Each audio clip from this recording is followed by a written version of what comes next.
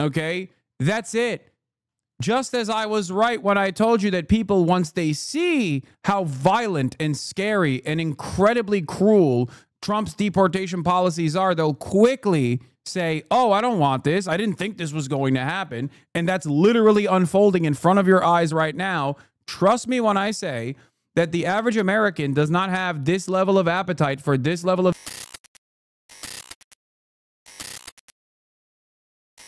Anyway, let's hear what our fucking big, beautiful president is saying. Troopers truly go all the way. You know that expression, all the way. It's one of your beautiful expressions.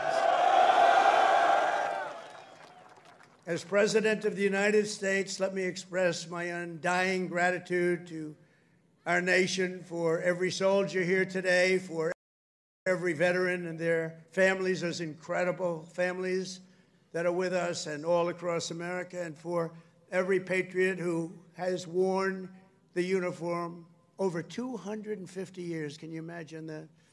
We thank you from the absolute bottom of our hearts.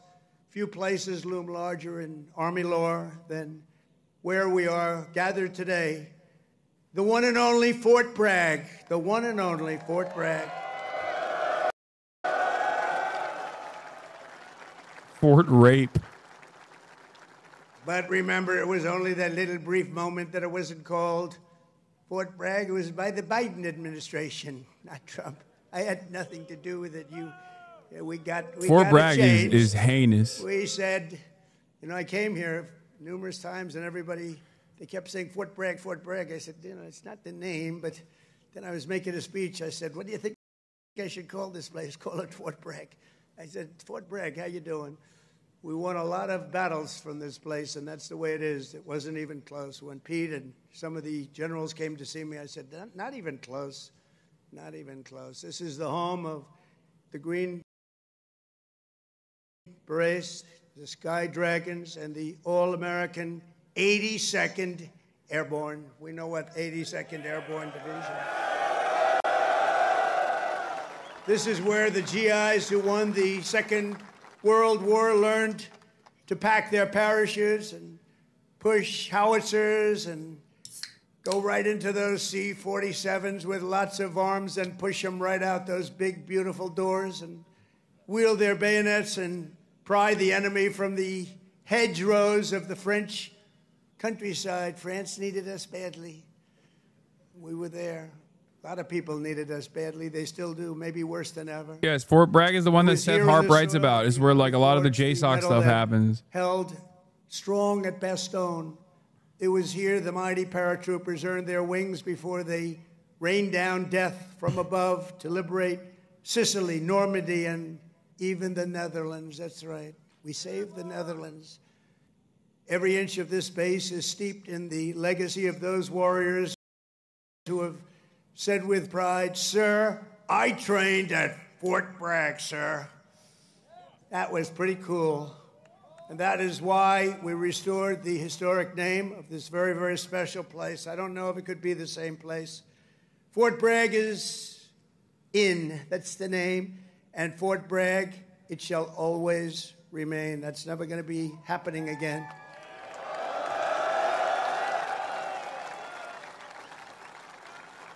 And for a little news for the fake news back there, the fake news. Ladies and gentlemen, look at them. Look at them all. Oh, yeah, what I have to put up with. Fake news. What I have to put up with. But they're all right. They've been very nice today. They were impressed with that display, I can tell you that. I think it took them a little by surprise. But for a little breaking news, we are also going to be restoring the names to Fort Pickett, Fort Hood, Fort Gordon, Fort Rucker, Fort Polk, Fort A.P. Hill, and Fort Robert E. Lee. We won a lot of battles out of those forts. It's no time to change. And I'm superstitious. You know, I like to keep it going, right? I'm very superstitious. We want to keep it going. So that's a big story. We just announced that today to you for the first time. They said, why didn't you wait till Saturday? I said, I can't wait. I got to talk to my friends here today. This is a record crowd. You know, you never had a crowd this big. That's an honor. You think this crowd would have showed up for Biden? I don't think so. I don't think so. I don't think so. Maybe I'm wrong. Maybe I'm wrong. I want to thank so many great leaders here today, including Secretary of Defense Pete Hegseth, who's been great. By the way, Pete, thank you. Great. And he went through the wars, you know? Pete went through the wars. He had to get through a very hostile group of people that I think really don't want to see America be great again, maybe, or something. But he persevered, and he got there, and he's doing a fantastic job. Great job, Pete. Thank you very much. Secretary of Veterans Affairs, Doug Collins, a fantastic man. Thank you, Doug. You're doing a great job. Doing a great job. Way, way up from the last administration, Veterans Administration.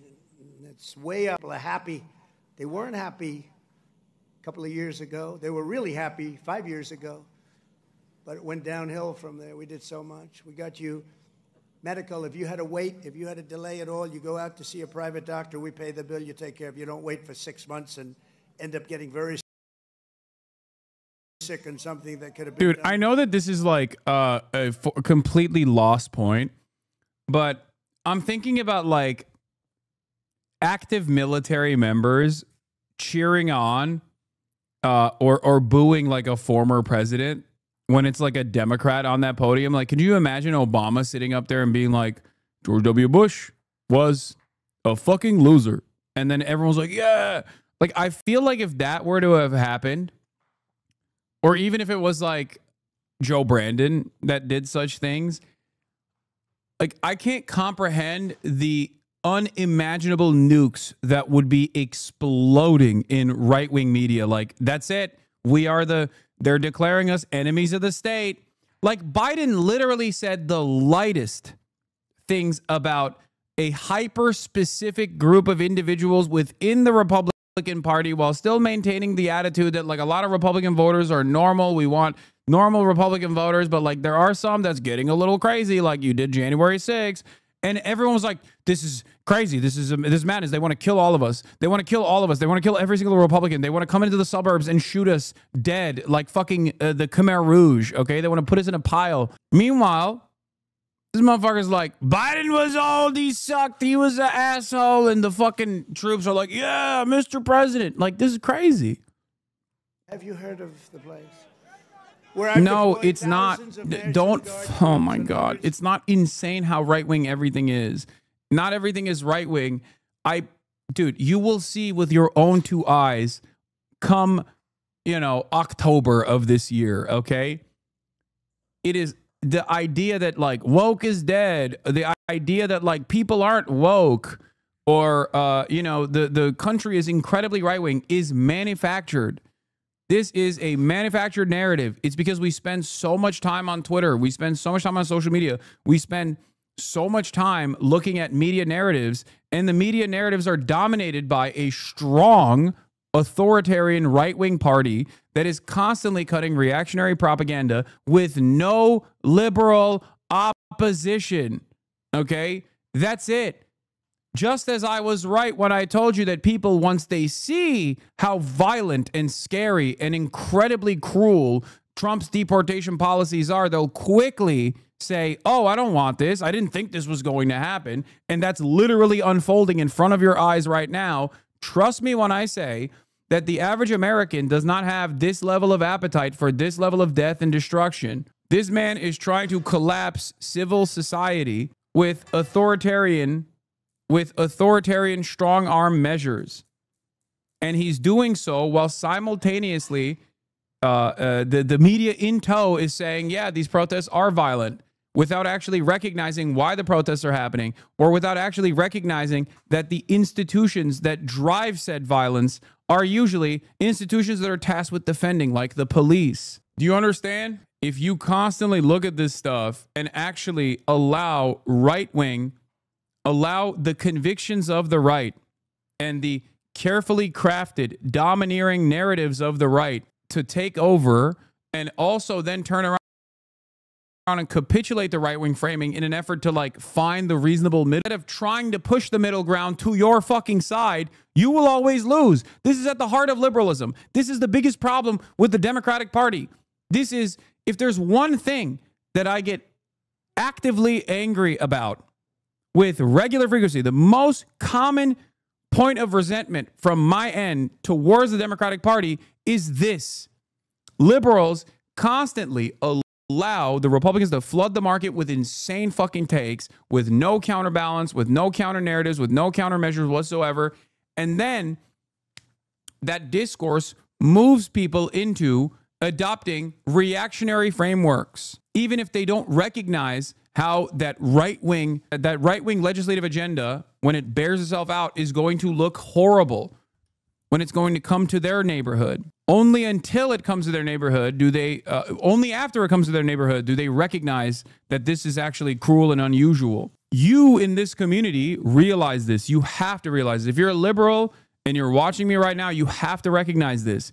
Move people to your side in the same way that Republicans actively are trying to basically pull people to their side by fucking lying. They lie all the time. You don't even have to lie. You can just say the truth. Stop compromising to right-wingers. Stop compromising to right-wing frameworks. Stop fantasizing about this weird middle-of-the-road people, okay, that exists out there in the fucking periphery. They're in the ether. They're the Midwesterners that just want, like, you know, reasonable tax policy and a strong border patrol or whatever the fuck, okay? Make the argument to them that a lot of these narratives are just completely fucking made up. They are hysterics born about the fantasies of racists. What is this? Your wife is on the line. 3. Right-wing agenda in a nutshell. Deregulate the rich, criminalize the vulnerable, politicize education, and weaponize faith. Exactly. They don't listen? Yes, they will. If they didn't listen, I wouldn't have almost 50,000 people in here right now. What are you talking about? When I started broadcasting on Twitch, I had 35 people watching me. Look at how large this community is. We go out there to the fucking protests. Half the goddamn protesters are wearing HasanAbi merch. Half the goddamn protesters are coming up and being like, yo, I'm here because, like, you fucking really radicalized me. Okay? Enough. Stop. Stop leaning into nihilism. Stop succumbing to nihilism. Maintain faith. Maintain revolutionary optimism. Okay? Have a little bit more faith in your fellow man. Okay? I'm going to shake you. Yes. There are so many people in your immediate vicinity that you could convince. Okay? And at a time of unprecedented violent rhetoric and unprecedented violent acts coming from the Republican Party, this is your opportunity to explain to people that they're doing this because they don't want to fucking give you health care. They're doing this because they don't want to fix your material conditions. They don't want to fix your fucking living standards. As a matter of fact, they want to continue removing certain things that you actually take for granted at this point. Africa, they came from Asia. They came from the prisons of these places.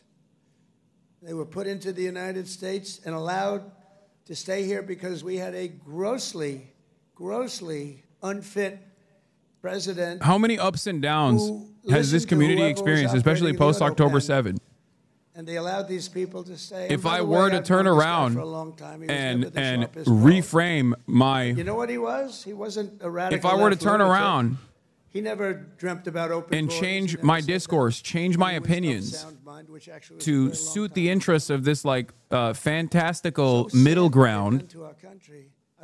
I wouldn't be entirely different. The financial numbers, we've now got the hottest country anywhere in the world.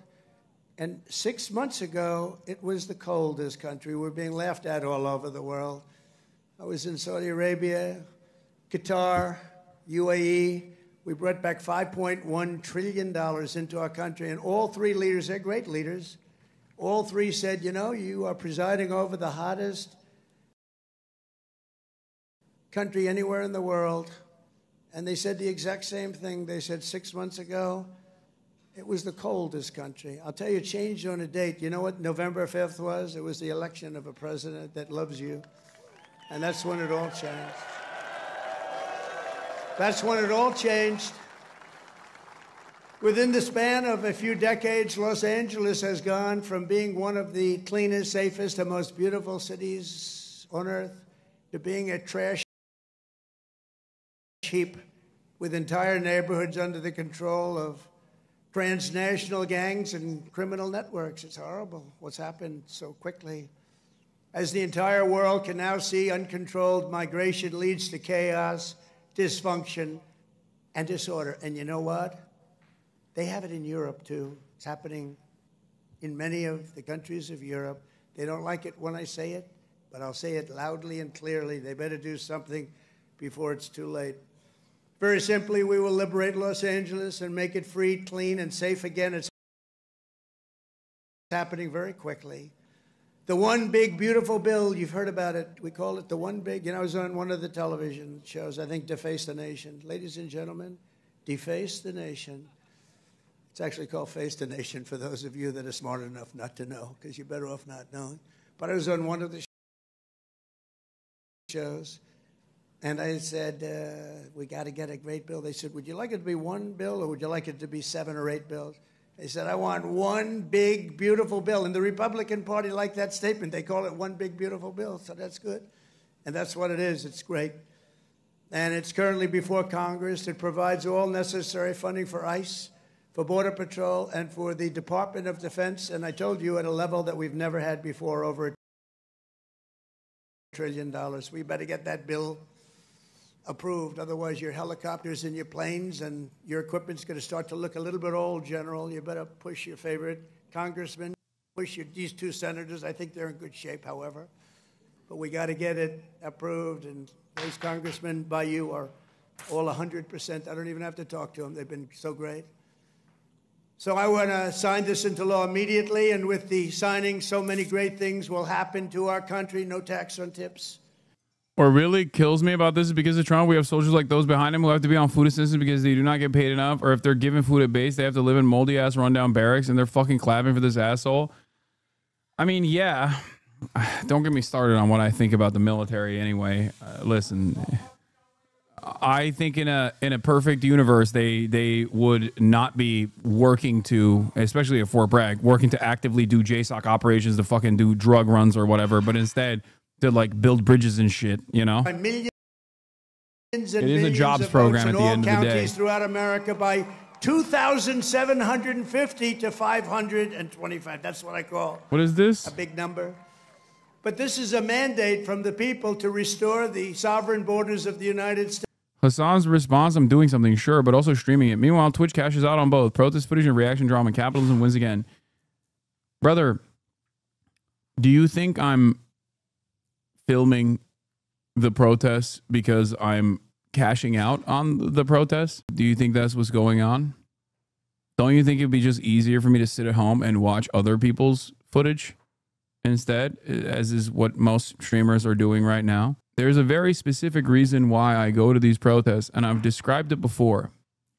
The reason why I go to these protests is because I want to show the side of these protests from the side of the protesters that the media does not show, okay?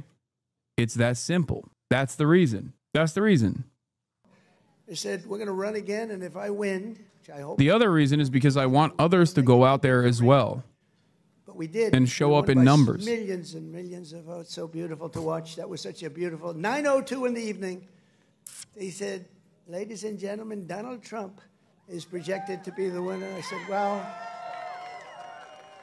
you think that was easy? I don't think these ladies from North Carolina think it was easy. You know, they followed me. I don't know what happened to their husbands. They're married to very nice people. But they've been to, what, 138 rallies? They said more. And they're from North Carolina. It's nice that we have one nearby finally, right? They go all over the country. I don't know what the hell's going on, but they're great. They're North Carolina, beautiful, wonderful woman, and we appreciate it. Like 130 rallies or some crazy number. Are your husbands satisfied with that? Are they okay? Oh, here he is. He showed up. One of them showed up. That's great. Congratulations. Great women, actually. The great patriots. We will use every asset at our disposal to quell the violence and restore law and order right away. We're not going to wait 7 days and 8 days and wait for a governor that's never going to call and watch cities burn. And let me tell you, if we didn't do this, Los Angeles would burn. It would be burning to the ground right now, just like the houses burned to the ground just a few months ago. And the only flag that will wave triumphant over the streets of Los Angeles is the American flag. So help me God. The American flag. This is why I get extra mad at liberals when they go, oh, the flag thing. Like, you don't have to hand it to these fucking losers, man. This is why the optics thing is bullshit. The true reason we're here today celebrating. Do you see what I'm saying? This is why the optics thing is fucking bullshit. You're literally just conceding to their framing.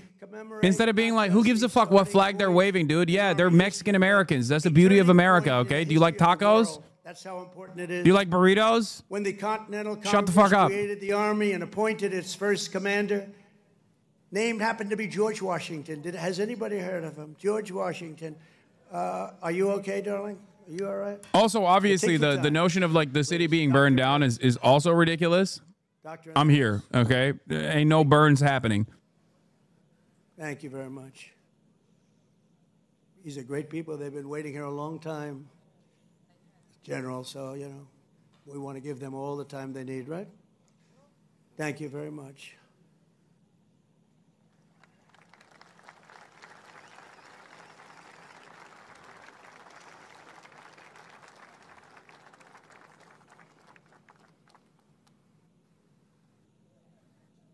Greatest people in the world. They are amazing. Amazing.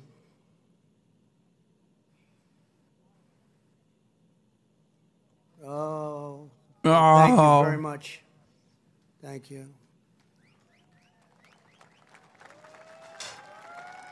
Okay, honey. Thank you. Beautiful young person. Beautiful young person. We have a lot of young people. You know, they have. We won young people, old people, and everything in between. It's sort of nice. Remember, they used to say, but Trump doesn't have the young people. We won everything. Thank you very much, Doctor. Great job. When the Continental Congress created the Army and appointed its first commander, General George Washington. Okay, I'm bored of this.